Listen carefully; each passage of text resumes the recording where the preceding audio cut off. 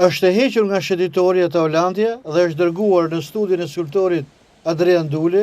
vepra e artit e titulluar Rrënjët. Burime nga Agjencia e Parqeve Urbane kanë konfirmuar se skulptura e parkut kishte pësuar dëmtime shumëta dhe për këtë arsye është dërguar për restaurim nga ana e artistit që realizoi atë.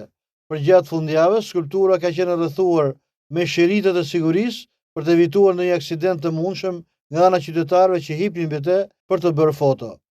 Të njëjtat burime kanë konfirmuar se pas restaurimit, skulptura e parkut që u vendos atje në vitin 2023 do të rivendosë sërish në të njëjtin vend. Vepra e artit e realizuar nga skulptori Dule, sipas tij simbolizonte lidhjen e qytetit me detin dhe rrënjët e emigrantëve shqiptar.